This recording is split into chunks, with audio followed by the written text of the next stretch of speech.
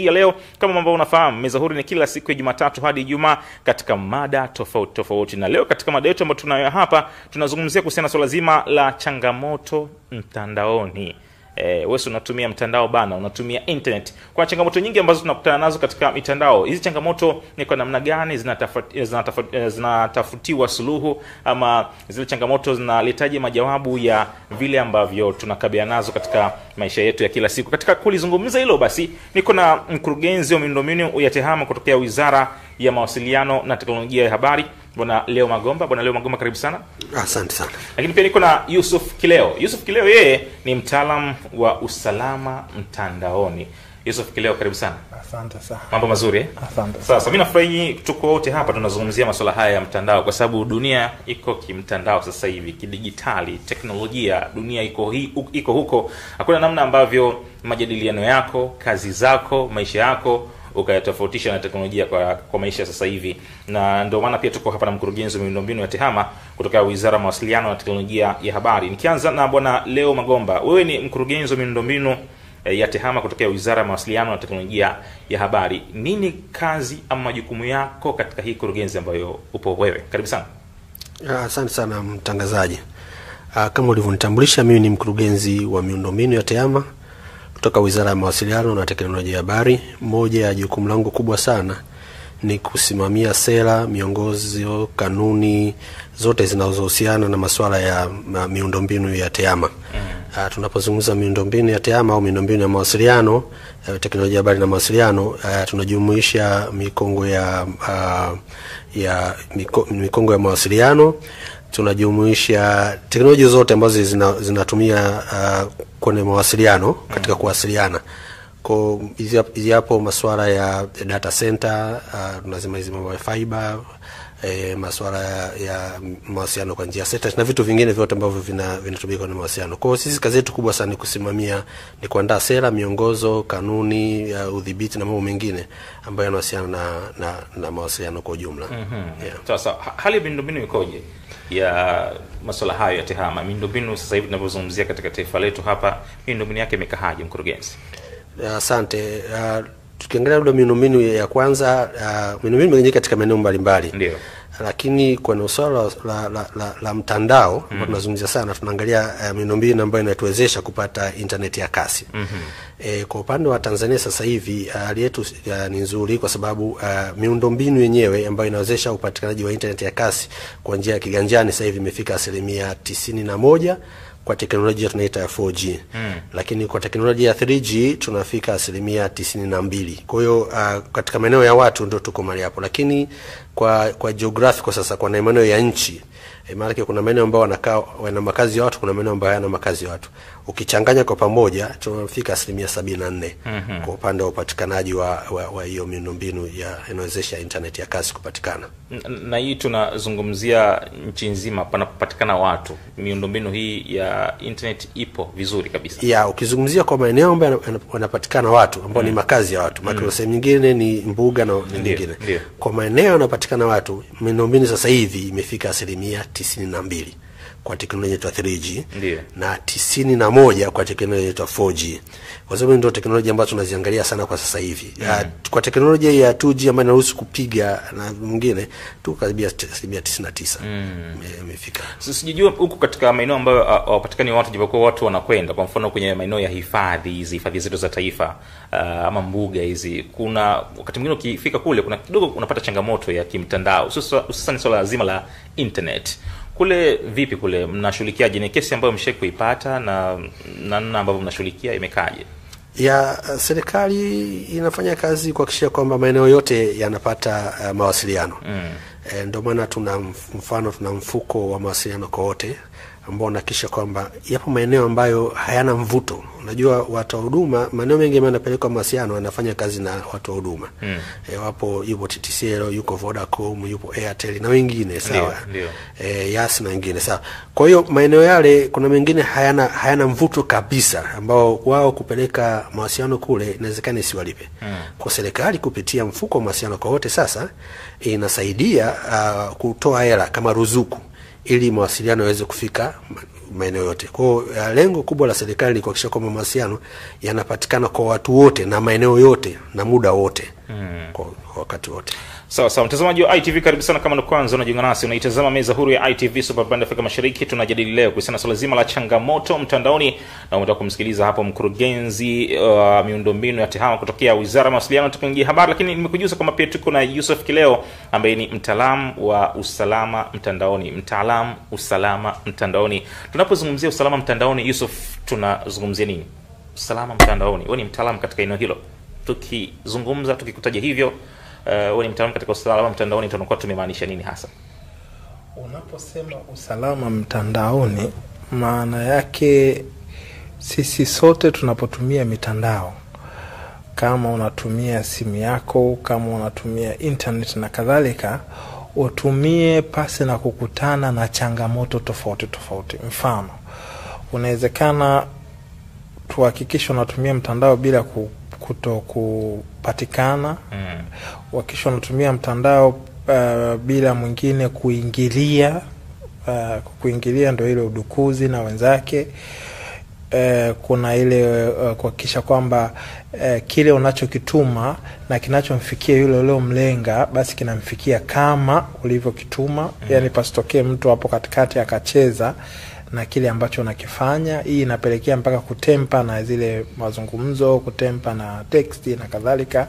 Na mambo mengine ambayo yanajulikana zaidi ni masuala haya utapeli mitandaoni, uizi mitandaoni na kadhalika. Kwa hiyo ujumla wake wote ukisha kwamba wewe katika mawasiliano yako ama katika unapotumia mtandao unatumia pasi kukutana na tashwishi zozote, huko ndo kuhakikisha kwamba usalama wa mtandao unapatikana. Upoje nchini kwetu usalama mtandao? Tupo salama?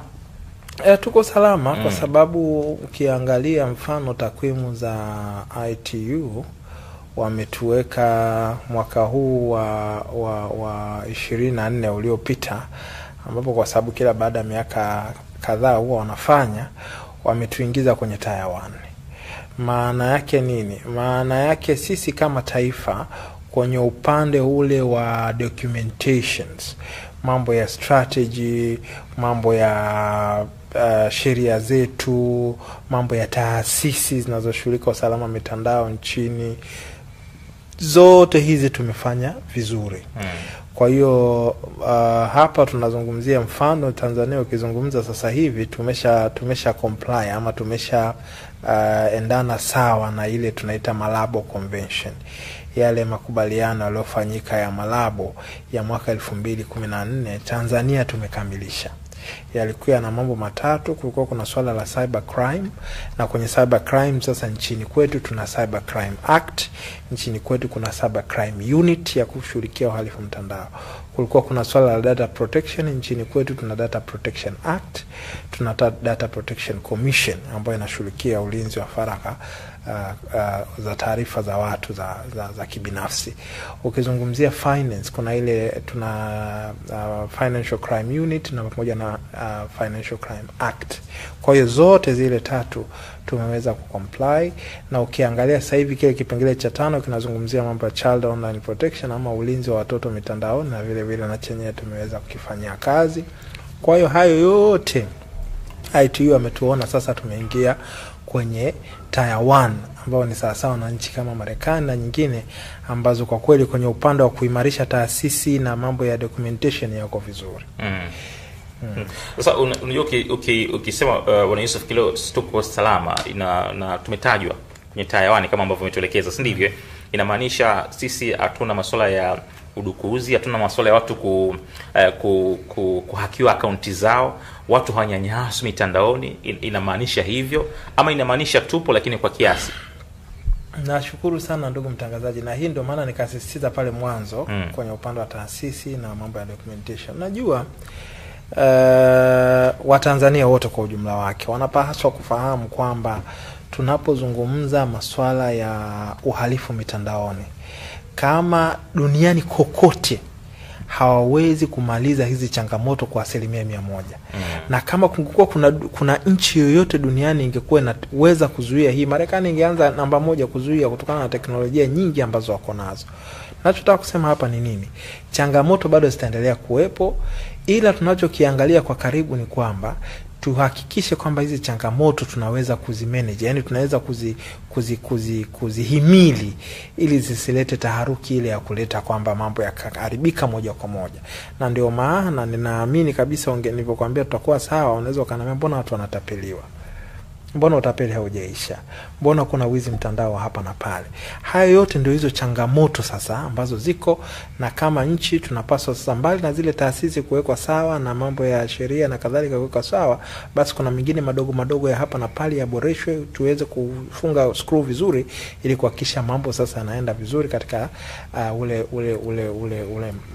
mategemeo ya wananchi ambao wanataka tu wayaone. Sawa sawa. Mtazamaji, karibu sana hapa katika meza huru ya ITV. Tunazungumza kuhusiana na swala zima la changamoto mtandaoni. Utakubaliana nami kuna kipindi ambacho internet inakuwa down kidogo, ama kiingia katika mitandao mbalimbali, sio Instagram, Facebook, unaona kila kitu, kila ukiscroll vitu haviji. Kuna watu wanazima simu na kuwasha na vitu vingine kama hivyo. Ishakutokea duniani kote, ishakutokea katika baadhi ya nchi. Sasa inapotokea hali hiyo, wakumlaumu ni nani, mkurugenzi? Maana wewe katika tunajua wakumlaumu. Maji katika tunajua wakumlaumu. Internet ikiwa haipo, tunabisha hodi wapi kumuulizia vipi? Karibu. Asante. Internet inatolewa na watu wa huduma. Ndio. Kwa inategemeana na wewe mhusika unapata hiyo huduma kutoka kwa mtu wa huduma gani. Kuna muda inakuwa ni kote. Hata inapokuwa kote, sidhani kama kuna sehemu inakuwa kote, lakini hata ukisema kote, tuna mtu wa huduma ambaye anatupatia huduma. Yaani mtu wa huduma, kila mtu wa huduma na mtu wa huduma wa kwake. Maana internet, unapozungumza internet, maana ni muunganiko wa vifaa vya tehama mbalimbali duniani. Ndio. Kwa hiyo naweza kuwa na mtu wa huduma hapa wa kwangu ambaye anapata huduma kwa mtu wa huduma mwingine. Kwa hiyo nakumbuka mwaka jana kuna mwezi wa 5 ilitokea ile changamoto unayozungumza. Ndio maana tunasema tuna miundombinu mbalimbali inatusaidia kupata huduma ya internet, na miundombinu mikubwa ambayo inatuunganisha ni mikongo ya baharini. Ndio. Mikongo ya baharini ni sehemu kubwa sana kwa sasa hivi ambayo inasafirisha mawasiliano karibia 95% ya mawasiliano yote duniani yanapita kwenye mikongo ya baharini. Ndio. Sasa Tanzania kwa sasa hivi tuna mikongo mikubwa mitatu. Tuna mkongo unaitwa Easy, tuna mwingine unaitwa Seacom, na mwingine unaitwa To Africa. Tuna mkongo mwingine mdogo wa 4 unaitwa Seas. Hii wa Seacom umetuunganisha kutoka Tanzania tunaenda upande wa Ulaya, lakini pia natupeleka upande wa Afrika Kusini kwenda upande mwingine wa dunia. Na Seacom na hizo zote ziko hivyo, na huu watu Afrika ambao ni mpya. Mwaka jana ile tatizo lilipotokea, tulikuwa mkongo wa To Africa ulikuwa haujaanza kufanya kazi. Ndio. Kwa hiyo kilichotokea ilikuwa kumekatika kwa mikongo mikubwa miwili ambayo inatuunganisha Tanzania. Wa Seacom pamoja na wa Easy, ikatupelekea kwenye ile changamoto. Lakini kuna sio watu wa huduma wote walienda complete offline. Sasa kuna baadhi kuna wanapata huduma ingawa ilikuwa tunasema kuna congestion, sawa? Kwa sababu tulikuwa tunaweza kutoka hapa tukaunganisha Kenya ikatutoa ikatupeleka kwenye baadhi ya maeneo mengine. Kwa hiyo kunapokuwa na tatizo la kukatika kwa huduma kwa internet kwa wote, mara nyingi inakuwa imesababishwa na kukatika kwa hii miundombinu ambayo inatuunganisha sasa sisi Tanzania ikatupeleka duniani. Ikikatika hiyo tunakatika sehemu zote. Lakini sasa hivi baada ya kuunganisha mkongo wa 3 na kupitia mkongo wetu wa taifa, mkongo wa mawasiliano taifa, National ICT Backbone, tumefungua njia nyingine mbadala ambazo sasa zinaweza kututoa ukikatika kubaharini, tunaweza tukatoa hapa Tanzania tukapita nchi ya Zambia tukaenda sehemu nyingine. Sasa hivi tumeunganisha kutoka Tanzania sasa hivi kupitia mpaka wetu wa Horohoro na Kenya, imetuunganisha na mikongo mingi ambayo iko Mombasa. Kwa hiyo yote ni kusababisha kwamba tukikatika sehemu moja basi hatuendi completely off, kwa sababu hiyo ndio njia kuu za mawasiliano. Kama unavyozungumza kwenye barabara, ukiwa na barabara inakutoa hapa inakupeleka Morogoro, tunategemea barabara moja kubwa. Sasa ikikatika ile lazima uanze kutafuta vichochoro, sawa? Ili usiweze kukatika kabisa lazima una njia kuu tofauti ambazo zinakupeleka Morogoro. Kwa kwenye mawasiliano wako hivyo hivyo. Tumejitahidi sasa hivi kutengeneza njia tofauti ambazo zinatuunganisha na Tanzania na kuelekea kwenye mataifa mengine. Ili njia moja ikipata shida basi njia nyingine zinaweza kututoa sisi. Sawa, kwa sababu umetaja nchi mbalimbali ambazo inabidi tushirikiane nazo. Nataka kujua mashirikiano yetu kama nchi na mashirikiano ya kikanda yakoje? Huwa mnakutana katika majukwaa tofauti tofauti kujadili masuala haya, masuala ya miundombinu, masuala ya changamoto za kimtandao? Mnakutana na huwa mnafanya nini kama mnakutana? Yapo majukwaa tofauti. Kuna majukwaa ambayo yanaongozwa na Umoja wa nchi zetu za Afrika. Kuna majukwaa ambayo ni ya kidunia. Tuna majukwaa ya East Africa, hata SADC pia tuna majukwaa ambayo tunakutana, tunazungumza. Na moja ya jukwaa kubwa, moja hapo ambayo tunataka kukutana, ambayo litafanyika kuanzia tarehe 29 mpaka 31, ni inaitwa jukwaa la utawala wa mtandao au la usimamizi wa mtandao. Kuanzia tarehe ngapi? Tarehe 29 mpaka tarehe 31. 29 itakuwa ni siku watu kufika, kama ni siku ya kufanya registration, lakini kutakuwa kuna vipindi vichache kwa ajili ya wanaoangalia masuala ya kisera yale ya kibunge, pamoja na vijana watakuwa na siku yao. Lakini kuanzia tarehe 30 ndio itakuwa siku rasmi sasa ya ufunguzi wenyewe. Tutakuwa siku hizo mbili ambazo tutakuwa tunajadili kwa pamoja mambo yanayohusiana na mtandao. Sasa Yusuf, ili jukwaa lina maana gani? Watu kukutana na kujadili kuhusiana masuala ya kimtandao, unakutana Tanzania, inamaanisha nini hasa? Kwanza kabisa mimi naliangalia kwenye engo mbili. Engo ya kwanza, sisi tumekuwa na bahati kwamba hii ni mara ya kwanza kwa nchi yetu kuweza kuwa mwenyeji wa jukwaa hili kubwa kabisa la bara la Afrika. Unakumbuka mwaka jana tulikuwa na hili jukwaa, nikaenda nchini Ethiopia, tukawa kule kwa ajili ya vikao kama hivi. Kwa hiyo safari hii vimeletwa kwetu, vinakuja na manufaa mengi, kwamba watu wetu wa ndani kwa wingi wake watapata fursa ya kwenda kukutana na wenzao kutoka nchi zote ambazo zitahudhuria hapa, na watakuwa wanapata fursa kubwa ya kwenda kujifunza, kuelewa, maana kuna mambo mengi yanatokea kwenye mkutano kama huu. Mara zote tunavyoenda huko unakuta tunaenda wachache kama 5, 10, lakini tunaenda kukutana na watu wengine huko maelfu. Kama sasa hivi tuko karibu 1200 na zaidi ambao watakuja nchini kwetu. Kwa hiyo wale wote tukikaa tunaweza kupata fursa mbalimbali za kuweza kujifunza zaidi, kuweza kupata networking, na vile vile kama nchi yetu kuweza kutangazika ama kuweza kujulikana kwamba tumeweza kuwa mwenyeji wa mkutano huu mkubwa sana wa bara letu la Afrika. Engo ya pili ambayo naiona ni kwamba siku zote kwenye haya masuala ya mitandao na changamoto zake, huwezi kukabiliana ukiwa peke yako. Kama nchi ya Tanzania, lazima Kenya, Uganda, Rwanda na wengine wote barani tuweze kuketi pamoja, tuweze kujadiliana changamoto ambazo mara nyingi zinakuwa zinafanana kwenye nchi zetu. Wenzetu wametatua vipi? Sisi tumekwama wapi? Tuunganishe vipi nguvu tuweze kutoka hapa tuliko tusogee mbele.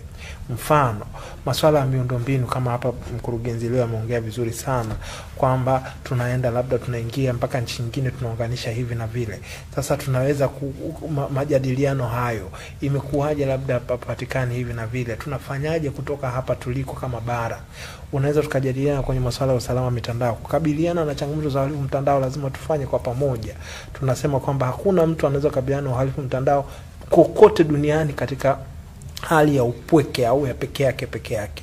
Kwa hiyo jinsi gani utakuja pamoja? Hizi changamoto ni uhalifu unaovuka mipaka. Watu walioko nchi tofauti wanafanya uhalifu sehemu nyingine. Sasa tunafanyaje kukabiliana na hii hali iliyoko ya uhalifu mtandao?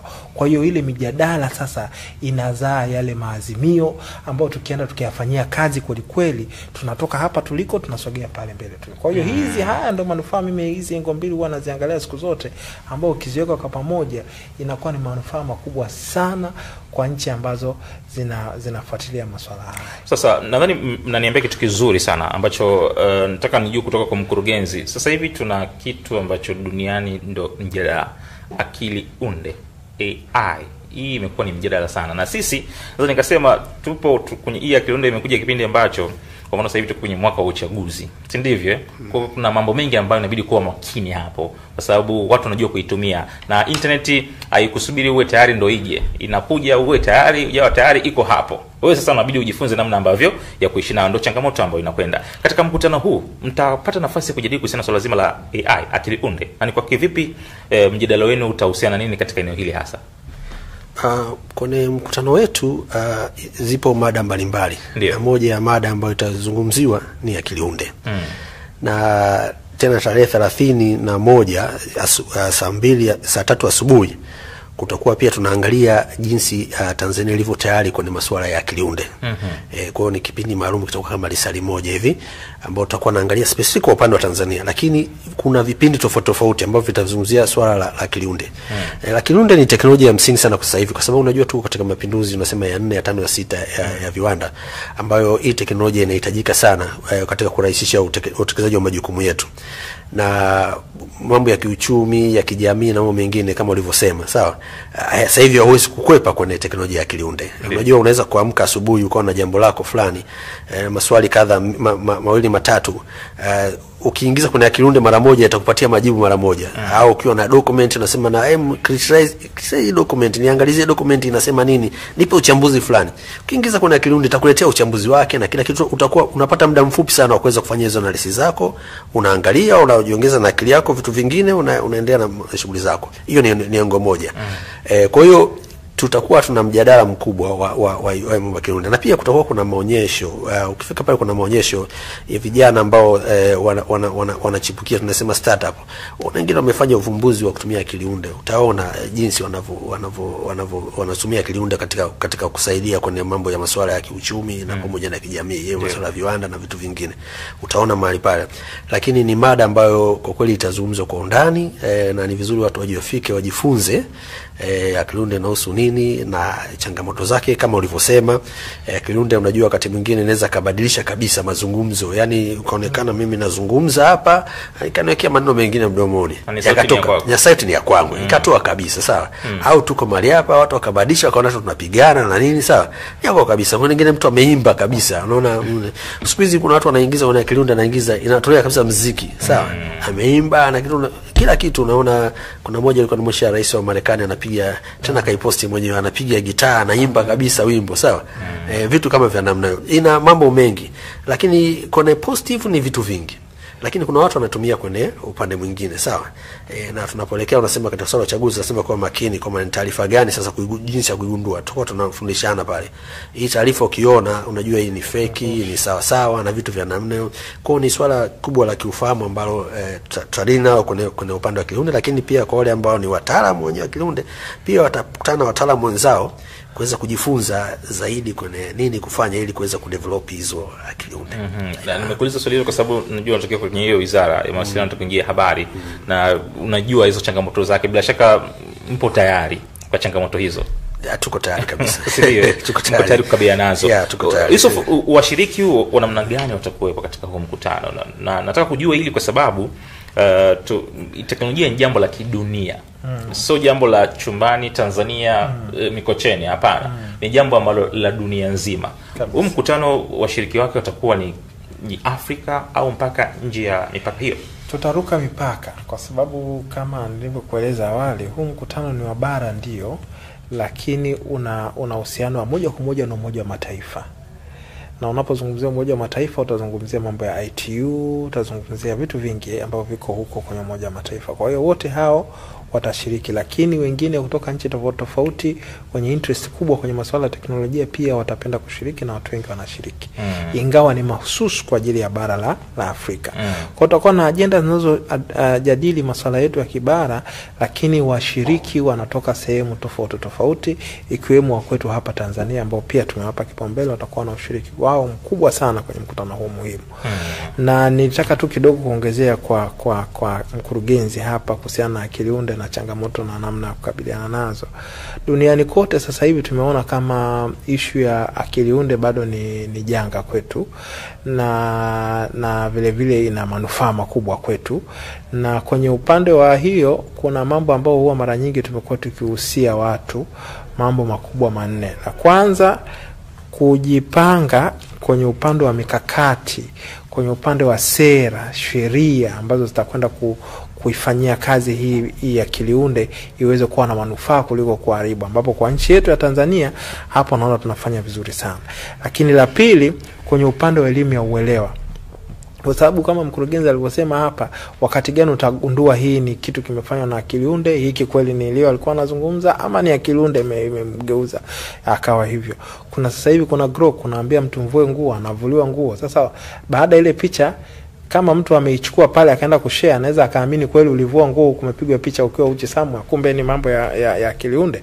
Sasa upande huo elimu ya uelewa hapo inaendaje watu waweze kubaini hivi vitu? Hii inaunganika moja kwa moja na kile cha habari ya taarifa ghushi na taarifa za uzushi ambazo zinasambaa mitandaoni, ambazo zimefanikishwa na hii akili unde. Jinsi gani sasa tutaweza kukabiliana na hizi taarifa ghushi na taarifa za uzushi za mitandaoni, ambapo moja ya suluhu kubwa ni upatikanaji wa taarifa sahihi kutoka kwenye chanzo sahihi kwa wakati sahihi kwa haraka, kwa sababu wananchi wanatakiwa walishwe hizo taarifa kabla wale wapotoshaji na nyingine kuja kuchakatwa na kuweza kusambazwa. Lakini la mwisho, kuhakikisha kwamba tunakuja na teknolojia mbadala ambayo itasaidia hiyo akiunde sasa iweze kupata mwenzake ambaye ataweza kuifanyia utaratibu wa kucontrol, ili kuhakikisha kwamba inakuja na manufaa na yale mapungufu ama changamoto ambayo inakuja nazo, basi tunaweza kukabiliana nazo na tukaenda katika speed ile ambayo sisi kama taifa tunaweza kunufaika bila kupata madhara yake kwa ukubwa wake.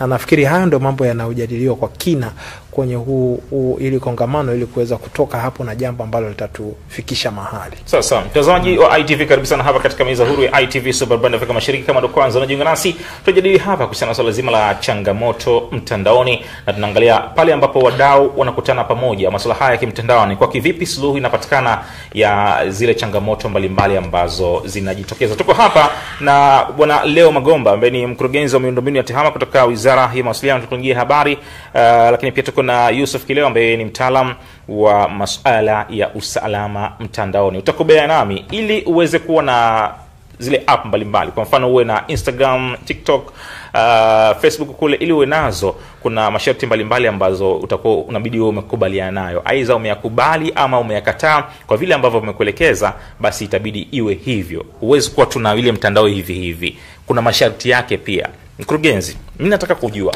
kwa mfano sisi kama nchi Tanzania, sisi tunapotaka TikTok, Facebook, Instagram ama application yoyote ipatikane nchi yetu, kuna vitu ambavyo vya kukubali au kukataa, ama tunauchukua tu tunautumia?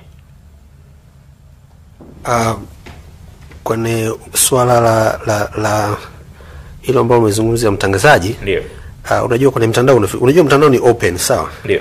Ukiingia kwenye mtandao utakutana vitu vingi sana.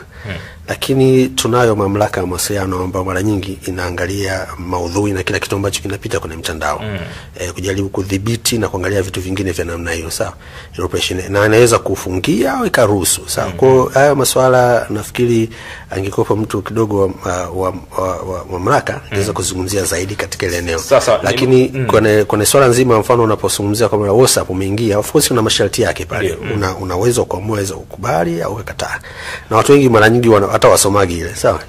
Anakuwa anatika kwa sababu anataka kutumia, anatumia. Lakini sio kwamba kila mtandao ambao unaweza kuja Tanzania, sawa, alafu ukaonekana uleti maadili unaweza kuruhusiwa kutumika ndani ya nchi. Hapana. Tunazo mamlaka ambazo zinaangalia kabisa kwamba huu mtandao huu haufai kutumika. Kama inaona kama haufai kutumika, basi itafungia. Kwa sababu sisi tuna maadili yetu na taratibu zetu. Sasa na mkuuliza swali hilo ni kwa sababu nitoje kwako Yusuf. Mkuuliza swali hilo kwa sababu, kwa maana ya kwamba kuna baadhi je kwa moja kwa moja tu Yusuf, kuna baadhi ya mitandao, kuna baadhi ya vitu hataki kuviona, labda kama nchi hataki watu wote watumie kama nchi. Tunakuja katika ile eneo la usalama pale, inatajwa kwenye baadhi ya nchi, labda hii TikTok ambayo tunatumia hapa Tanzania, wao wenyewe hiyo vitu hawavioni, kwamba kuna namna ambavyo wanajua wanafanya. Ipo hivyo ama ni nini Yusuf? Ndio hicho nataka kuongezea pale kwa mkurugenzi. Nakumbuka juzi kulikuwa kuna mkutano mkubwa wa Kigali, masuala haya ya teknolojia yalikuwa yanajadili. Nilipenda statement moja nzuri sana aliongea Nurdin Haji. Akasema kwamba sisi kama bara ifike mahali tukubaliane kimsingi, tuzungumze kwa sauti moja kwamba TikTok inaonekana China na TikTok iliyokuja huku kuna utofauti wake. na wao kule wana utaratibu, hawataki mambo tu. Sasa yani hii kwetu zinazoletwa Afrika huko ni zile ambazo kila kitu kimetupwa kwetu huko, na wao kule kwao kwenye nchi zao wana control sana haya mambo, kuhakikisha kwamba mfano sasa hivi ukienda nchi za Umoja wa Kiarabu wana kitu wanaita child sim card kwa ajili ya watoto wao wadogo wanaotumia simu hivi vifaa vya elektroniki, maudhui ambayo hayaendani na watoto, ikiwa ni yale ya udhalilishaji, ikiwa ni yale ya kingono, ikiwa ni ya namna gani, hayawafikii kabisa. Sio, umeelewa? Ukienda China, maudhui ambayo wanaona kabisa haya haendani na China kwenye TikTok ya kule huwezi kuyakuta. Kumbuka vita vya Ukraine vilivyoanza, walikuja wakablock yale maudhui yote yanayotoka Russia kwenda kwenye mataifa mengine. Tena walivuka mipaka, wakasema sio tu kwao huko, mpaka huku pia wakatuzuia yasitufikie. Makusudi kabisa. Ninachotaka kusema hapa ni nini? Kwamba wenzetu kwenye upande wa control wanafanya vizuri sana. Sasa sisi kama bara la Afrika ni kwamba kila nchi inapambana kivyake. Kuna maudhui yanaletwa huku labda sio. Sasa hivi tunawezekana labda maudhui ya kingono yametamalaki labda kwenye mtandao fulani. Sasa wewe kama wewe unapambana, unawezekana ukahangaika kujaribu kuminya kile, ikachanganya vitu na nini.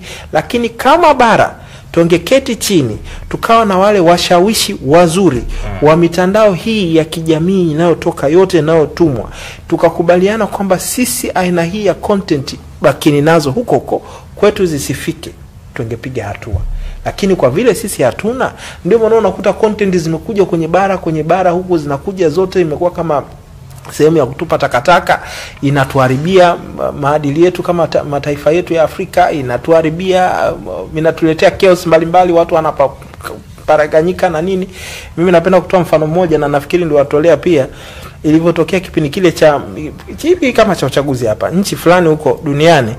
Ilifikia kipindi wakaona kwamba sasa wewe pamoja na rais wa hii nchi yetu, lakini unatumia mitandao, ueleweki unatumia namna gani, wakamfungia mitandao yake yote ya kijamii, kwamba wakionyesha kwamba this is how serious sisi tuko serious kiasi hiki kuhakikisha kwamba hakuna mtu atakayeweza kutuharibia amani yetu ya nchi, kutuletea changamoto zote ambazo zinaweza kuleta taharuki katika taifa letu. Lakini huku kwetu kwenye nchi zetu hizi tulizoko huku, mambo kama hayo, kwa sababu hatuongei kama bara, hatuzungumzi, labda at least kama bara unaona ni kubwa sana, angalau ukanda wa kaskazini mashariki, Afrika Mashariki ama SADC, wakakaa kwa mmoja wao wakasema kwamba sasa sisi tunataka tuzungumze labda na Twitter na Facebook na wengine, tukubaliane zile terms and conditions kwamba bwana content hizi zibaki huko. Kama utakuja na sim card kama wenzetu walizofanya kule nchi za EU, ukienda nchi nyingine huko za Kiarabu, mpaka ilikuwa kupiga simu kwa njia za WhatsApp haiwezekani, kwa sababu walikuwa wanajaribu kushughulikia masuala kama hayo. Kwa hiyo walikuwa wanafanya, kuna vitu vingi vinafanyika, lakini unapofanya kwa ukubwa inakuwa ni rahisi. Lakini unapofanya kwenye nchi kama moja hivi, ndio hizi changamoto ambazo tunakutana nazo ambazo haziishi kila siku. Sasa mkurugenzi, sio fursa ili kongamano kuanza kupaza sauti kwa pamoja kusema hii control ambayo amezungumzia hapa Yusuf? Naona kama ni fursa kwanza kuizungumza. Okay, kongamano ni kongamano huru, yani ni mjadala wezeshi, yani ni jumuishi kwa watu wote. Kwa kuna mtu ana issue ambayo anataka kuipaza sauti, ni fursa pia kwa kuweza kuitoa hizo issue yake, tukajaribu kushirikishana nchi kwa nchi inafanya nini.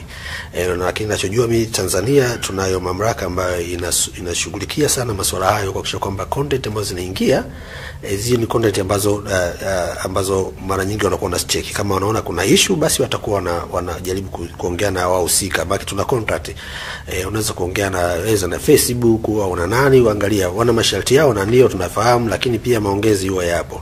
Kwa hiyo tunaweza kwa pamoja sasa kama Afrika tunapoangalia mustakabali wa Afrika ujitali, kama alivyosema, tukaangalia kwa pamoja kuna ushirikiano maeneo, kuwa na sauti moja ya Kiafrika ambayo inatupeleka kwenye kuangalia mustakabali wetu.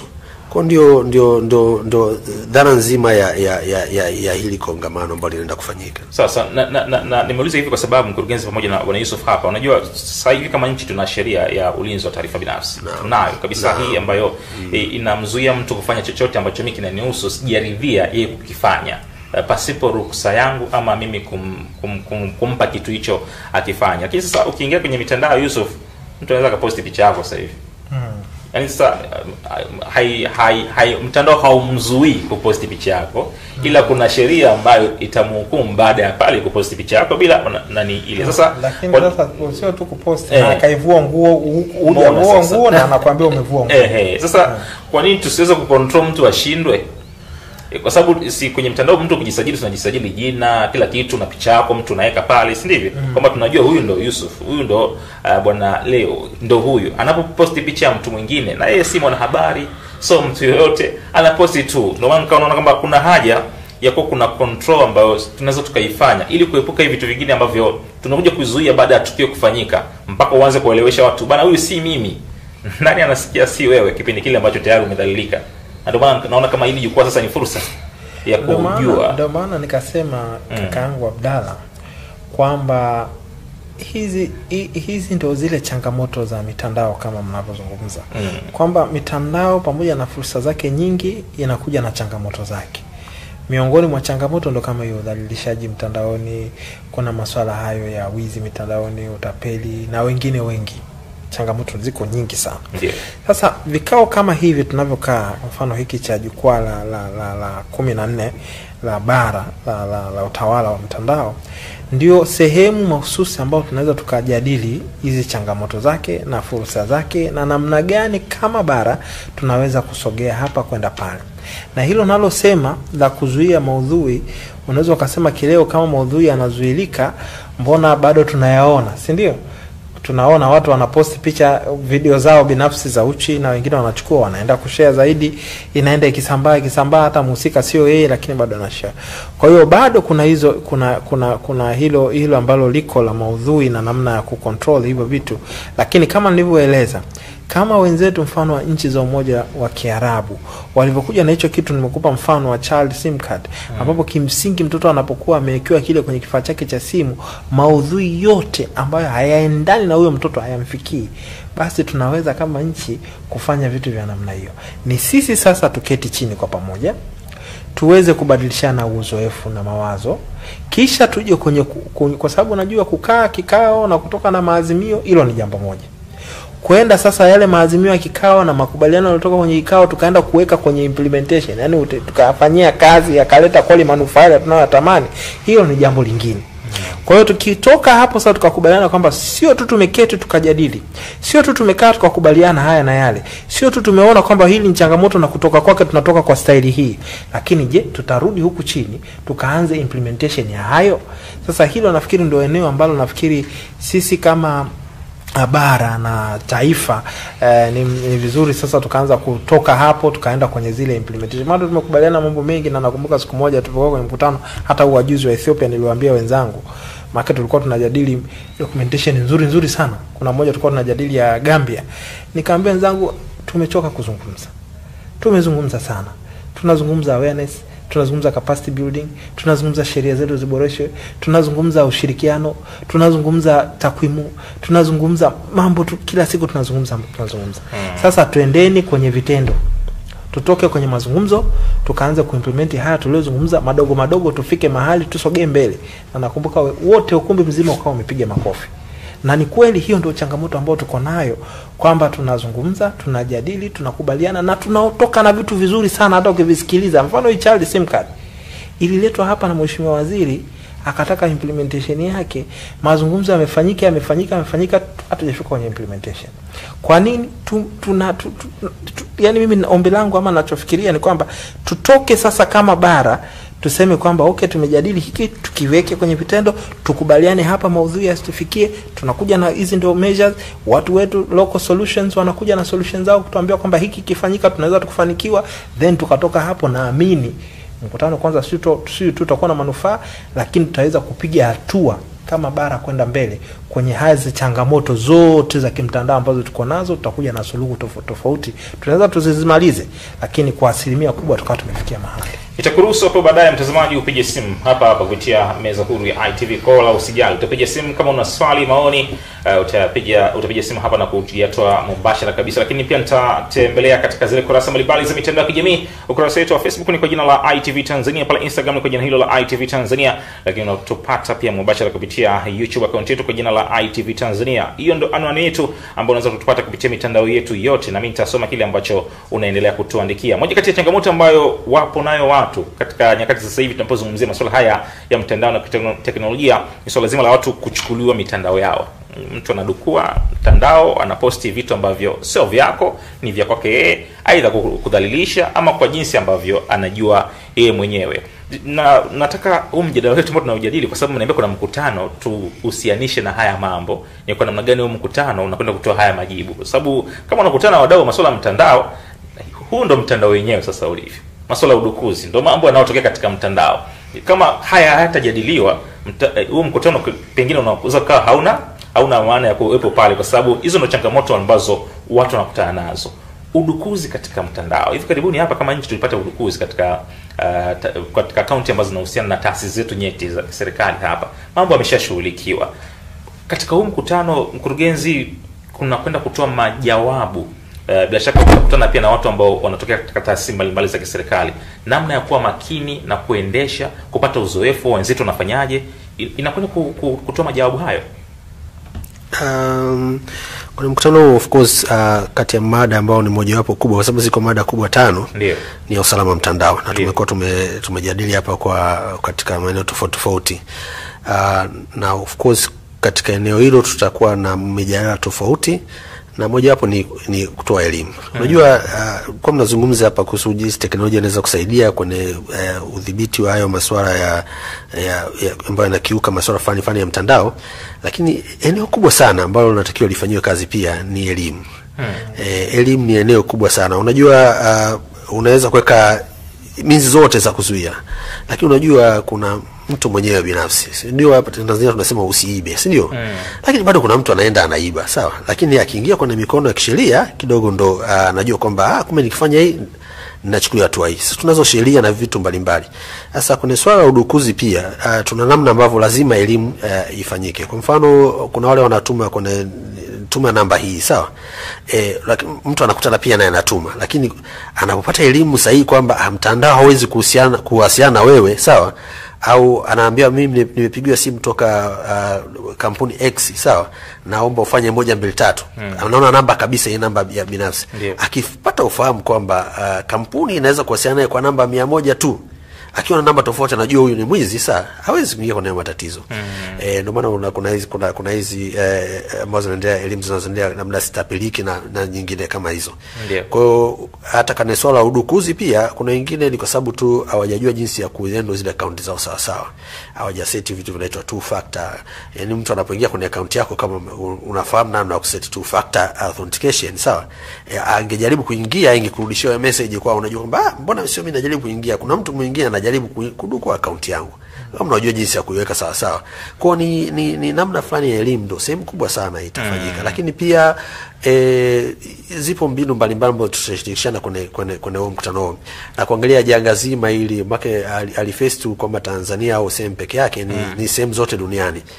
Tunaweza tukaangalia, unajua tunaangalia kwenye matukio ambayo yanatokea haya ya cyber, tunaita saa ya usalama mtandao, sawa.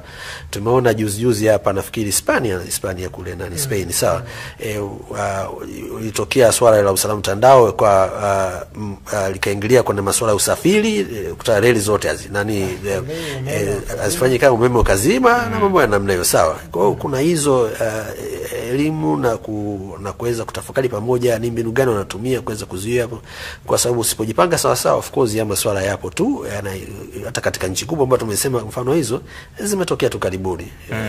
Na unajua hapo kwenye elimu ni muhimu sana mkurugenzi, na hususan kwa sababu haya mambo hatujiandai nayo. Kama ambavyo nilisema mwali mwanzoni, yani mtandao hizi, kwa mfano hizi application ambazo zinakuja, hatufundishwi kwamba sasa hivi shuleni kule unafundisha namna ya kutumia Instagram, namna ya kuingia kwenye internet, namna ya kutumia YouTube. Hatufundishwi. tunakutana nayo tayari. Kwa mfano sasa hivi watoto, sasa hivi inawezekana mtoto wako pale anajua kutumia simu kushinda wewe.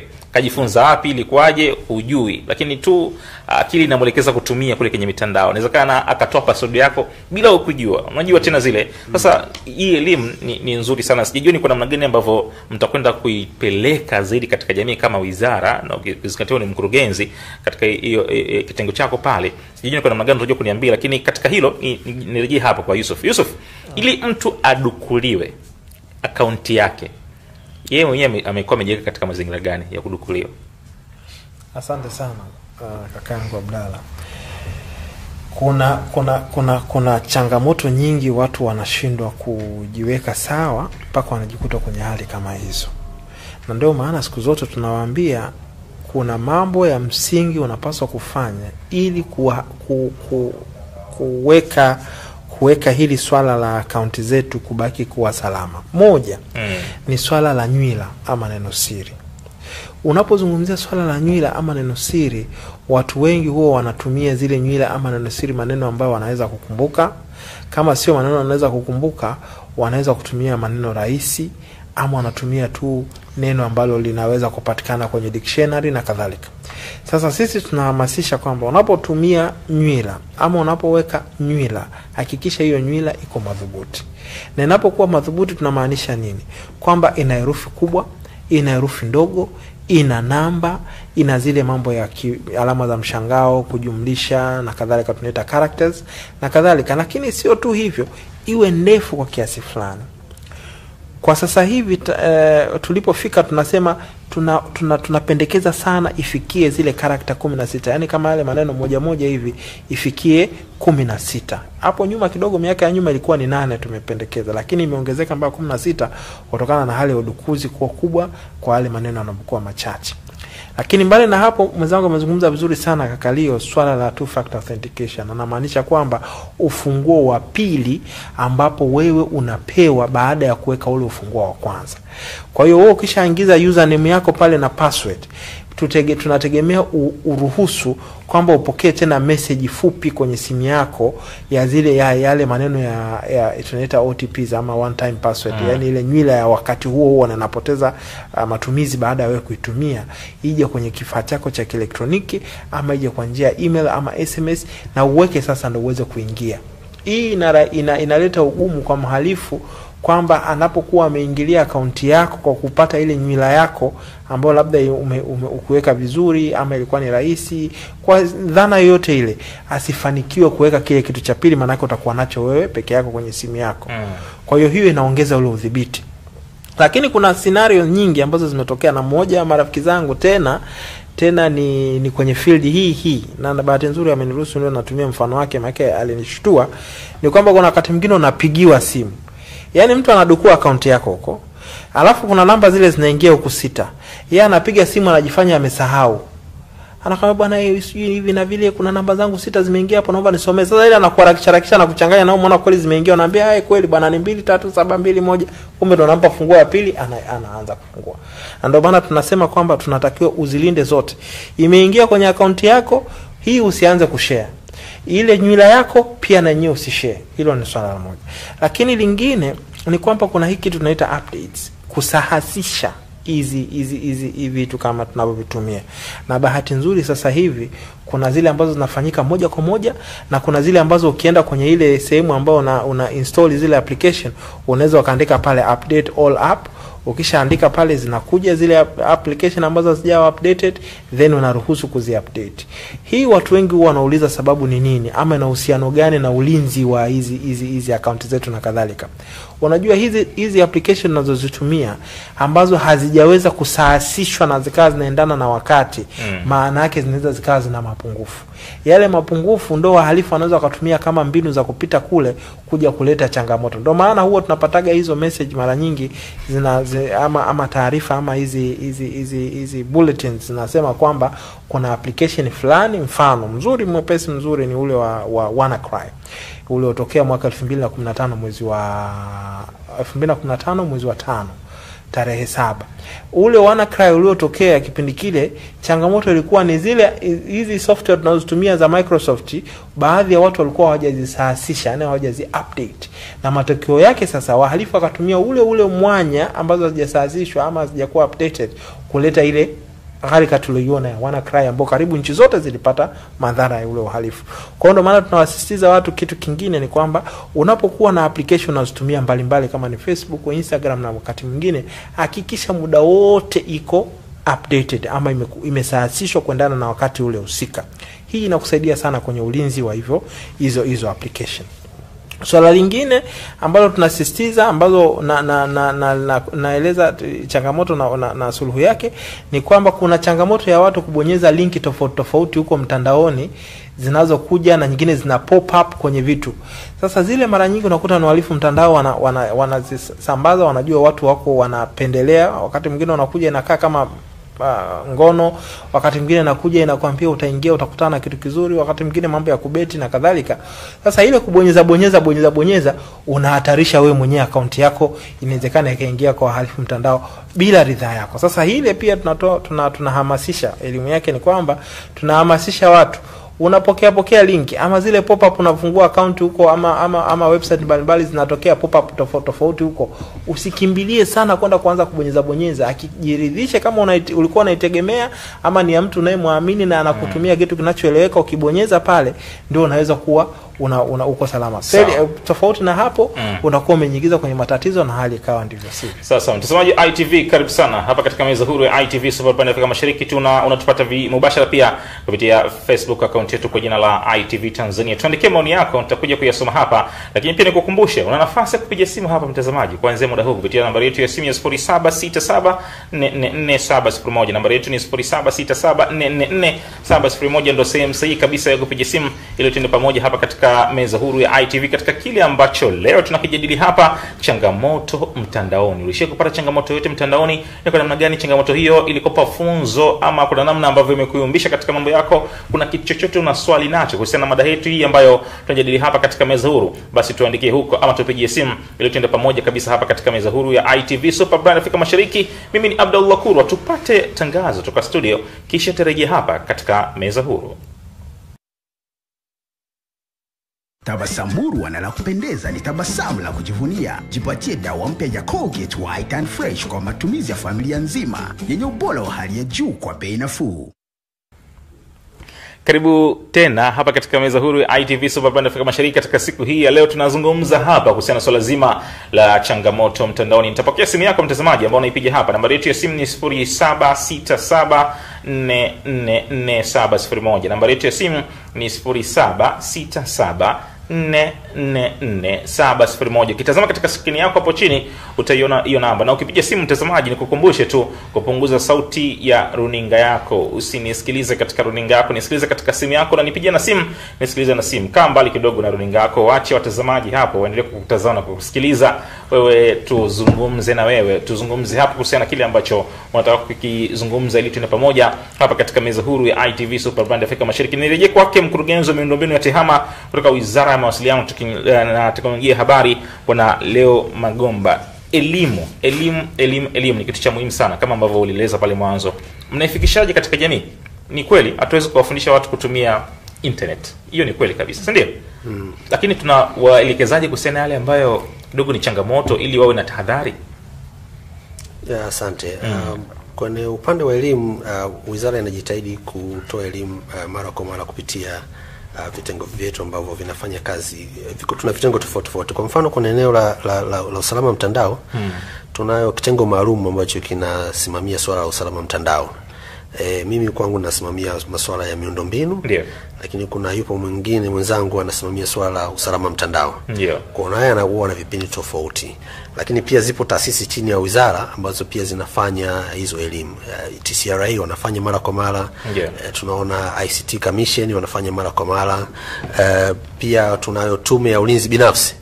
Wamekuwa wametoka mara nyingi kwenye vipindi mbalimbali vya radio na TV wakijaribu kutoa hizo elimu kwa umma mara kwa mara. Lakini pia tunafanya haya makongamano ambayo tunafanya katika wakati tofauti. Tunayo kongamano la TEAMA leo tunafanya mwezi wa 10. Tunataka kutoa pia hizo elimu. Tuna makongamano tofauti pia mengine ambayo tunafanya. Kwa hiyo tunatoa elimu kwa wakati tofauti, lakini pia anafahamu sasa hivi mfano hata Wizara ya Elimu pia inajitahidi sasa hivi kuanza kufundisha masuala ya TEAMA shuleni. Hiyo ni moja hapo pia kuingiza ujuzi. Na unajua mwaka jana Mheshimiwa Rais alizindua mkakati wa uchumi wa dijitali. Katika ule mkakati wa uchumi wa dijitali, moja ya nguzo ya msingi sana ambayo imeandikwa mule ili tuweze kufikia uchumi wa dijitali ni sehemu ya ujuzi. Kwa hiyo zipo namna tofauti ambazo wizara inaendelea nazo, na tunaendelea, lazima tufanye hivyo na tutaendelea kufanya hivyo kwa sababu hilo ndio swala msingi, kuhakikisha kwamba watu wanafahamu, wanakuwa na ujuzi wa TEAMA ili uweze kuwasaidia kujiletea maendeleo ya kiuchumi, lakini pamoja na yale ya kijamii. Sawa. Na moja kati ya vitu ambavyo tutaendelea navyo hapa, lakini kwanza kabla hivyo vitu tuende tukamsikilize mtazamaji wetu Elisha, karibu sana. Asante. Unapiga simu kutoka wapi? Niko Arusha Mtombo hapa. Karibu sana Elisha kutokea Arusha Mtombo. Elisha, karibu. Nimepiga simu. Ndio. Mimi simu kubwa situmia. Sasa nimesikia hapo mambo au sijajua. Nikisema niingie kwenye simu mambo ya YouTube, nimeona changamoto. Nimeongea hapo, nimesikia. Elisha, unaweza kurudia tena unachokisema ukatoa sauti yako?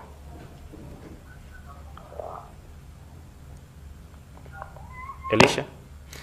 Okay, asante. Mtazamaji wa ITV, ukipiga simu tafadhali zungumza, toa sauti yako tukusikie ili tujue pia wataalamu wetu na kujibu nini kile ambacho nakizungumza. Nambari yetu ya simu ni 0767444701. Nambari yetu ya simu ni 0677444701. Ndio sehemu sahihi kabisa kupiga simu hapo, na ukipiga simu punguza sauti ya runinga yako, tunakwenda nao vizuri kabisa. Elisha, pia una nafasi ya kupiga tena simu ili tuende pamoja na wewe katika hili ambalo tunalizungumza hapa la changamoto mtandaoni. Yusuf, pale mwanzoni kabisa ulitupa taarifa kuhusiana na tumetajwa kufanya vizuri katika eneo zima la usalama mtandaoni. Hili tunapokuwa sisi tupo salama mtandaoni, lakini wakati mwingine tunaona kuna mambo ambayo yanajitokeza ya masuala ya udhalilishaji, masuala ya ukatili. Ni wapi pa kuripoti hizi taarifa? Kuna eneo maalum za kuripoti, na huko ambapo pako ni kweli watu wanapafahamu na ripoti hizi taarifa ili kuhakikisha usalama unakuwepo? Asante sana ndugu mtangazaji. Kwa nchi yetu kama nchi yetu, kwanza nikiri kuna changamoto ya matukio kutokuripotiwa. Yaani watu wanadhalilishwa mitandaoni, watu wanatapeliwa, watu wanaibiwa, lakini wananyamaza tu. Na nafikiri wanatofautisha ama wanashindwa kuelewa kwamba yale matukio yote ambayo yalikuwa kwenye hali ya kawaida kama wizi wa kuibiwa, kukabwa, kupigwa na kadhalika katika hali ya kawaida, yote yanaweza kufanyika mtandaoni. Na kama haya mengine watu walikuwa wakiripoti, basi na haya vile vile yanapaswa kuripotiwa. Swala la pili sasa ndio hilo, je, watu waripoti wapi?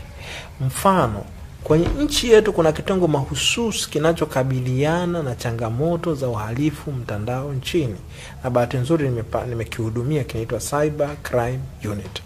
Kitengo hicho ndio sehemu sahihi ya kuripoti matukio ya kihalifu mtandao.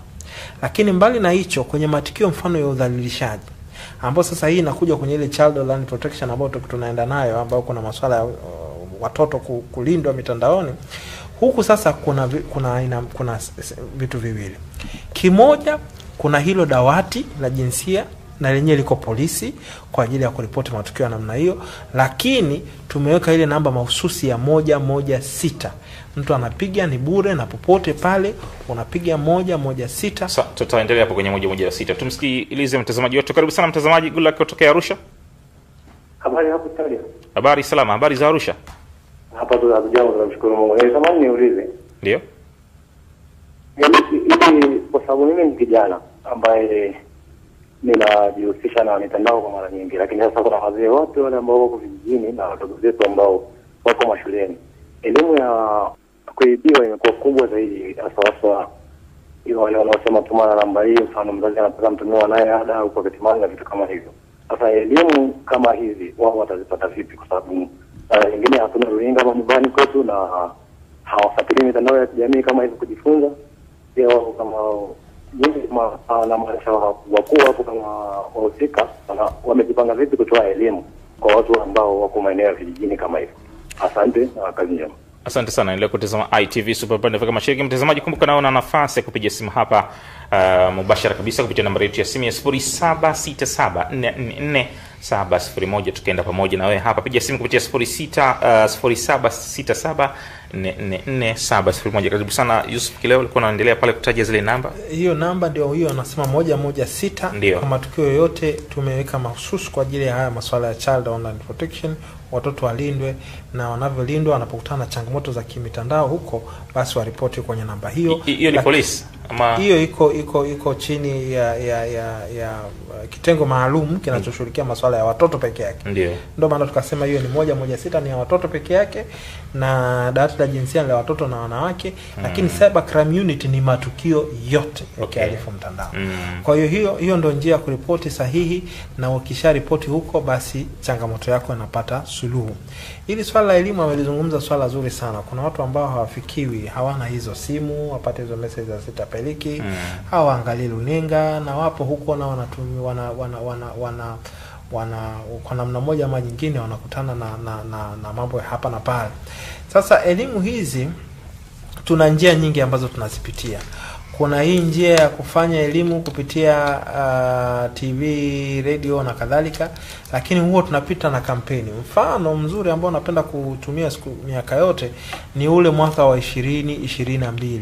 Tulizunguka takriban nchi nzima katika mikoa tofauti tofauti, tukaenda kwenye ngazi ya mashule, taasisi na kadhalika, kuhakikisha kwamba elimu hii inawafikia watu ambao hawafikiwi na hivi vifaa vya kielektroniki kama TV na radio, lakini kwa namna moja ama nyingine na wenyewe wanatumia hizi simu, wanatumia vitu vingine, na huko labda elimu hiyo inakuwa inashindwa kuwafikia ama wanashindwa kuelewa kinachoendelea. Kwa hiyo tumeshakuwa na hizo program, na naamini na kwa kipindi hiki vile vile tutaendelea tena kuangalia utaratibu wa kuwa na program kama hiyo, kuhakikisha kwamba wananchi wanaweza kutazama runinga na wanaweza kufikiwa, na wale wasiweza kufikiwa wote tuwafikishie elimu ya uelewa ya jinsi gani wajilinde dhidi ya changamoto mbalimbali za kihalifu mtandao, na jinsi gani waweze kuripoti haya matukio sehemu sahihi, na jinsi gani wanaweza kubaki salama, kwa sababu usalama wa katika mitandao tunasema kwamba siku zote unaanza katika ngazi ya mtu binafsi. Yaani usitegemee kwamba mimi nitakuja nikulinde wewe. Wewe kwanza, wewe binafsi umeweka vipi kujilinda? Kama unavyoweka nyumba unaweka ukuta, unavyoweka nyumba unaweka geti, unaweka mbwa, unaweka walinzi na kadhalika, ili wote hawa waweze kukulinda wewe. Na kwenye mitandao basi fanye hivi kuhakikisha kwamba wewe katika ngazi ya wewe mtu binafsi kuna hatua zile ambazo umezichukua kuhakikisha kwamba unabaki salama, na baada ya hapo watu wengine sasa waje kuongeza nguvu kuhakikisha kwamba na unabaki salama, na wote tukifanya, kila mmoja akifanya jukumu lake, basi kwa pamoja tunaanza kuwa salama. Sasa kuna ambayo umeyachukua hapa, nataka kufafanuzi. Ameshaelezea, labda mimi nitoe tu jambo moja. Nini serikali inafanya kwanza kuhakikisha kwamba vijijini hapo tunakuwa na mawasiliano ya uhakika. Katika hii miaka 4 ambayo ya Mheshimiwa Rais, kuna mambo mengi sana ameweza kuyafanya ili kuhakikisha kwamba tunatoka kutoka hatua moja mpaka kwenda hatua nyingine kwa upande wa mambo ya mawasiliano. Nikiangalia kwa mfano mwaka 2021 mkongo wa taifa wa mawasiliano ambao ndio njia kuu ya mawasiliano of course ilikuwa unapatikana ule katika wilaya 36 hapa nchini. Lakini kwa miaka hii 4 tumejaribu kwenda kwa kasi hadi sasa hivi wilaya ni 109. Kwa tumetoka wilaya 36 sasa hivi tuko wilaya 109. Zote zinapata mawasiliano kwa njia ya mtandao wa kasi. Zimeweza kufikiwa. Sasa pia kuna upande wa mawasiliano vijijini, utaona hadi sasa hivi tunazo vijiji takriban 3700 na kitu ambao vimeweza kufikiwa kwenye upande wa mawasiliano. Sasa hivi kuna mradi mkubwa unaendelea wa minara 758. Yote inaelekea katika maeneo ya vijijini kuhakikisha kwamba maeneo yote vijijini sasa naweza yakafikiwa vizuri na mawasiliano. Kwa sababu cha kwanza wawe na mawasiliano hakika. Kama yule mtangazaji msikilizaji mwingine aliyepita alikuwa anasema anapata changamoto kidogo ya YouTube na whatever, sawa. Labda yupo katika mazingira ambayo hajafika leo hapati mtandao ambao anasema ni wa uhakika, ile wa 3G 4G, ndio maana anaweza kupata changamoto hiyo. Kwa hiyo pia tumefanya mradi mwingine una site kama 304 kuondoa sasa kutoka kwenye mawasiliano ambayo yanaweza kutumia kwenye kupokea. Samahani mkurugenzi, utaendelea hapo kwenye hilo masuala mazima ya kasi. Tumsikilize Justin kutokea Chunya. Karibu sana. Asante. Kunakuwa na ndio, ongeza sauti yako Justin. Okay. Kunakuwa na matatizo mengi yanayopata kwenye mitandao ya kijamii, hasa kwenye mtandao waliojiwekeza sana vijana kama TikTok. Sasa kuna wengine anaweza akakwambia kwamba yani akakupa hatua kwamba fanya hivi ili upate kiasi fulani cha fedha, na wakati huo kunakuwa na hela ya kuanzia. Labda ukaambiwa kuna fomu unatakiwa ujaze, sana sana kama wanaweka picha za wasanii, labda wakamchukua Nandi kwamba kuna ajira zimejitokeza, inatakiwa ujaze fomu upate kazi.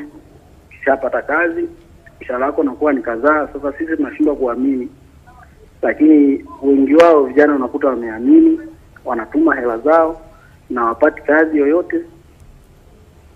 Mwisho wa siku hela zinaenda tu, hatuelewi sasa tunatusaidia vipi kama serikali ili tuweze kujitatua kwenye mambo kama haya sisi vijana.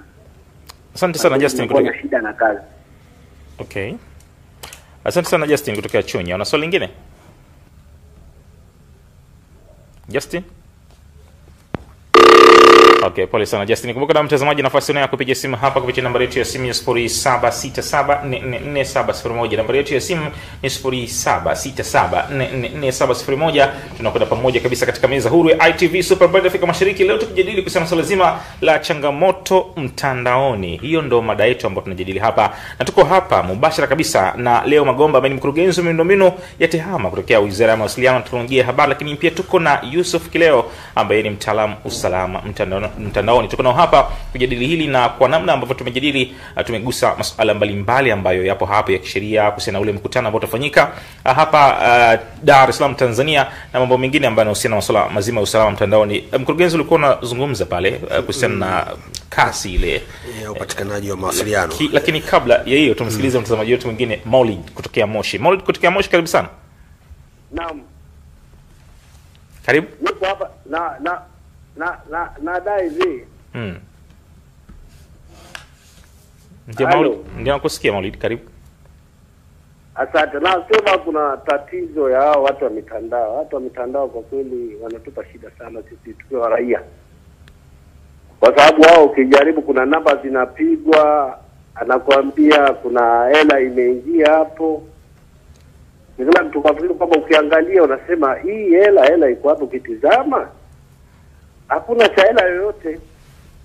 Alafu wenyewe tukaja tukagundua matokeo hivi. Nikauliza bwana mmoja akaniambia hapana, wao ndio watapeli. Baada kwa ni watapeli, sasa tunachukua hatua gani kuweza kuwadhibiti hao watapeli? Na namba wanazitoa wapi? Hizo kitu tunachouliza, hizi namba wanazitoa wapi? Wakila mwananchi analalamika. Kuna wengine wanachukuliwa hela zao, akitaja namba zao za siri tu hela zimekwenda. Paka hata zile za akiba mtu anaweka kwenye simu. Paka wamama zaidi wanalalamika sana, maana kwa wamama wengine wanajua kwenda shule na kwa ni tatizo.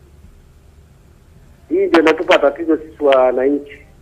Ikiwa kama nyinyi serikali mnachukua hatua gani? Hii ndio hapa inatupa sisi shida sana, yani watu wengi sana washatapeliwa sana. Na hii ndio nimeona kwamba mimi nitoe malalamiko kuwasaidia wenzangu. Kama kuna wenzangu ambao wametaja swala hilo, sijui. Lakini mimi naona kuonewa sina, matapeli wamezidi. Hizi namba wanatoa wapi na nani anawapa? Hii kitu inatupa shida sana, tena sana. Na ni wengi sana kweli wametapeliwa, wengi. Serikali iko wapi? Na hii mitandao imeachiwaje huru namna hii? watu wanazidi kutapeliwa, watu tunalalamika tu, hela nyingi zingine watu wametapeliwa, wengine hawajaenda shule. Tunasema kwamba watu wote wameenda shule. Na mwingine anatuma hela imeenda. Sasa hao kuna wengine ambao wanasajili simu mitaani. Hao kwa kweli hebu serikali jaribu kuangalia kwa shauri. Wanasajili line kuweza kuwadanganya, labda unakuta mtu hajaenda shule. Na hapo unakuta mtu anasajili, anakuta hela zake kuja kuangalia na hela zimeenda. Sasa wanaosajili mitaani hao kwa kweli mimi naona labda wakala ama serikali jaribu kuchukua hatua kwa utaratibu maalum. Kwa sababu mpaka watu imefika wanakwenda makao makuu. Unaona kama wenzetu wametoka nchi za nje, kwa sababu tuko Moshi hapa, tunaangalia jinsi wazungu ni watu wasomi sana na ni wajanja. Mara kwa mara tunawakuta wako boda pale makao makuu wanasajili laini zao. Lakini hao wenzetu wanaosajili barabarani, hao serikali wanawaachiaje? Maana mimi sielewi. Maana wao ndio wanazidi kuwa wajanja zaidi. Hii inatuonea sana sisi. Na wengi sana wamechukuliwa hela, wengi. Hebu tusaidieni pia kwamba ni serikali, hebu fanyeni mchakato kama huo. Ili swala hili linatuumiza sana, tena linatuumiza kweli sana. Sio kama nimesema kwa jina lingine naitwa Mzee wa Tochi, maana ndio jina linajulikana sana. Niko hapa Moshi. Nashukuru sana mheshimiwa. Asante sana kutoka Moshi, Maulidi. Asante sana. Shukrani sana. Endelea kutazama ITV Super Band Afrika Mashariki. Kumbuka na unaitazama meza huru ya ITV Super Band Afrika Mashariki. Mimi ni Abdallah Kurwa. Leo Jumatatu tarehe 26 tuko hapa katika meza huru kujadili kuhusiana na swala zima la changamoto mtandaoni. Hilo ndio limetoweka hapa kujadili hilo, lakini pia unapata fursa kutoa maoni yako na kupiga simu kama ambavyo amefanya Maulid kutoka kule Moshi. Mkurugenzi miundombinu ya TEHAMA Bwana Leo Magomba, ulikuwa unazungumza hapa. Karibu sana katika lile ambalo ulikuwa unalizungumzia. Nilikuwa najaribu kuweka takwimu sawa ya kuonesha jinsi tunavyoshuhudia swala la kupatikanaji wa mawasiliano ya uhakika, especially kwenye maeneo ya internet. Nilikuwa nimejaribu kutoa takwimu kwamba tumetoka kwenye wilaya 36 mwaka 2021 tumefika wilaya 109 na mradi unaendelea kukamilisha kufika kwenye wilaya zote, kwa sababu cha kwanza lazima uhakikishe una barabara nzuri ya kufikisha kwenye mawasiliano katika kila wilaya. Cha pili, kuna ile miundombinu ambayo inatoa huduma kwa watu. Serikali imeendelea kufanya kazi kupitia UCSAF ambayo ni mfuko wa mawasiliano kwa wote. Sasa hivi kuna mradi wa minara kama 758 unaendelea, na katika hiyo 300 na tofauti na mradi huo pia kuna mradi mwingine wa minara kama 304 wa kuongeza nguvu kutoka kwenye unasema hii teknolojia ya 2G ambayo ni kwa ajili ya kupokea na kupiga simu peke yake, hii kwenye teknolojia ya 3G na 4G ambayo inawezesha mawasiliano ya uhakika ya internet. Lakini pia kuna mradi mwingine sasa hivi unaendelea wa minara 636 chini ya wizara ambayo pia unashughulikia kupeleka mawasiliano vijijini. Lengo kubwa ni kuhakikisha kwamba tunapata mawasiliano maeneo yote. Lakini pia nafahamu kuna mradi ambao unatakiwa kuanza karibuni sasa, ambao itawezesha kuna hizi njia ambazo barabara maeneo mengi especially SGR na sehemu nyingine ambazo zina changamoto ya mawasiliano, especially kuna upande wa internet nazo pia zinashughulikiwa. Lengo ni kubwa kuhakikisha kwamba kila eneo yapatikane mawasiliano ambayo ni ya uhakika ya internet, ili mtu anapotoka sehemu moja mpaka kuna sehemu nyingine basi aweze kuwasiliana muda wote na kuweza kutumia huduma za internet kwa ajili ya maisha yake ya kiuchumi pamoja na masuala mengine ya kijamii. Hivi wenzetu kwenye hizi kasi mtandao 3G, 4G, 5G, yes. Mbona hivi sasa hivi tunabidi tutoke kwenye 3G tubakia angalau hapo kwenye 4G. Kwa sababu ukiangalia wengi ambao wanatoa malalamiko hapo, labda kwa mfano yule aliyopiga simu nadhani anatoka kwenye hii 3G, wakati mwingine unakuwa kuna mtandao unakuwa kwa wakati mwingine tofauti sana na 4G, labda 5G so wote bado nadhani na kwenda mbele zaidi. Wenzetu usiwako mbele zaidi nadhani. Sasa hivi mtandao ambao tunaangalia sana ni of course ni 4G and 5G. Na ukiangalia 4G sasa hivi iko 91% kama nilivyosema. Kwa maana ya watu 4G inapatikana kwa 91%. Changamoto kubwa iliyopo sasa hivi ipo kwenye upande wa device. Hizi smartphone ambazo watu wanatumia kwenye kuwasiliana. Sababu watu wengi licha kwamba una 3G au una 4G, lakini kifaa anachotumia yeye mwenyewe sawa, hakiwezeshi hiyo teknolojia kufanya kazi sawa sawa. Kwa kuna swala mmoja hapo ni la upatikanaji wa miundombinu. Ndio. Lakini kuna swala la pili ambalo hata tunaangalia kwenye mkutano wetu, upatikanaji wa hizi device. Kwa sababu device zimekuwa changamoto kwamba gharama yake ni kubwa. Sawa. Zipo juhudi mbalimbali serikali ambazo zinaendelea nazo. Kwa mfano kuna imeruhusu watu kuanzisha viwanda hapa nchini. Viwanda vya kutengeneza smartphone. Na imeondolea kodi baadhi ili kuvutia vile viwanda viweze kutengeneza smartphone kwa wingi hapa nchini. Ili kuhakikisha kwamba watu wengi sasa wanaweza kupata hizi smartphone. Na unajua uzuri wa smartphone au changamoto yake ni kubwa, pia inahitaji kuwa na umeme kwa sababu battery yake kama niko kwa sehemu ambayo haina signal nzuri inakufa, inaisha haraka. Kwa kikubwa pia tutaangalia sio upatikanaji wa miundombinu pekee yake, lakini pia zile device ambazo watu wengi sasa hivi smartphone zinapatikanaje. Watu wengi wanatumia hizi feature phones. Yani feature phone inaruhusu baadhi, ina limitation ya kutumia hizo teknolojia. Lakini mwenye smartphone nzuri anapata huduma vizuri. Lakini inabidi kama wizara, kuna baadhi ya device kwamba zina changamoto ya kutumia huduma zisiingie. Kuna mambo tofauti ambayo unaangalia. Of course cha kwanza ni kuhakikisha kwamba kila mtu anapata mawasiliano. Sawa. At least mawasiliano ya uhakika, lakini ya uhakika. At least huyo apate mawasiliano kwanza. Sawa. Alafu unaenda kwa hilo zoezi la pili. Sawa. Sasa teknolojia ilikuwa inatumika zamani ilikuwa ni ya 2G. 2G ilikuwa inatumikisha mtu kumwezesha kupiga na kupokea simu. Upande wa data ni kidogo sana. Sawa. Haiwezi kukupa ile unasema kama IT wanavyosema upate meaningful connectivity. Sawa. Yani upate ile mawasiliano ya uhakika kabisa. Haikupatii. Sawa. Kwa hiyo tukamia kwa mawasiliano hakika tunaanza kuhesabu kuanzia teknolojia ya 4G kwenda mbele. Sawa. 3G sasa hivi tunahama kwa sababu wengi sasa hivi kutokana na speed ile kwenye 4G. Sawa. Hata ukiangalia ukuaji wa 3G sasa hivi, kuna kipindi gap ilikuwa kubwa sana. 3G ipo 92%, 4G iko 70. Lakini sasa hivi 4G imeshafika 91, 3G 92. Inawezekana takwimu zitakazofuata 4G ikawa ina asilimia kubwa sana, sababu hata watu wa huduma sasa hivi wengi sawa wanaendeleza sana upande wa 4G. Na 5G sasa hivi inakuwa kasi imeshafika 21%. Kwa hiyo tuna inazidi nayo kukua kwa kasi kwa sababu tunaweza tukapata mawasiliano ya uhakika. Lakini pia teknolojia nyingine ambayo sasa hivi inakuwa kwa speed sasa hivi ni fiber majumbani, sawa?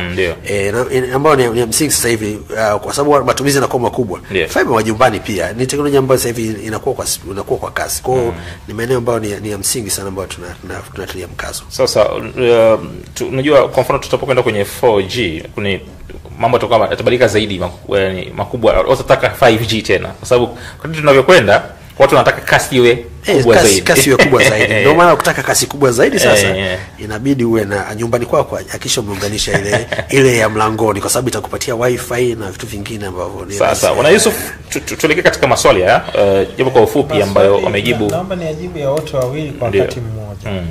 Na nianze kwa kusema hivi, hakuna pesa rahisi mtandaoni. Ndio. Ukiona unaambiwa kwamba eti bonyeza hapa, jaza fomu hii, kuna ajira hizi, kuna kupata pesa hizi, kuna hili na lile, usikimbilie sana kwa sababu mara nyingi tunasema kwamba hakuna fedha rahisi zilizoko mtandaoni. Kwa hiyo tunawaambiaga watu, kuna ule msemo wetu maarufu sana, think before you connect. Ama stop, think, connect. Yani ukishaona vitu vya namna hiyo, matangazo ya namna hiyo yanakuambia kuna pesa za bure, kuna vitu vya bure, hebu soma, jiridhishe. Na ukiona vinakutaka wewe utoe fedha ndio upate kingine, hakuna kitu cha namna hiyo. Wewe achana na hivyo vitu moja kwa moja. Ni wito wangu na watolewa kwa wananchi. Ukiona unaambiwa toa fedha upate nyingine, ni hata kama umeambiwa umeshinda michezo ya bahati nasibu. Uwezi ukashinda bahati nasibu ukaambiwa toa tena alafu upewe nyingine. Kwa nini hiyo anayotaka kukupa asikate huko ile ambayo ulikuwa utoe akupe balance? Ndio. It's a common sense.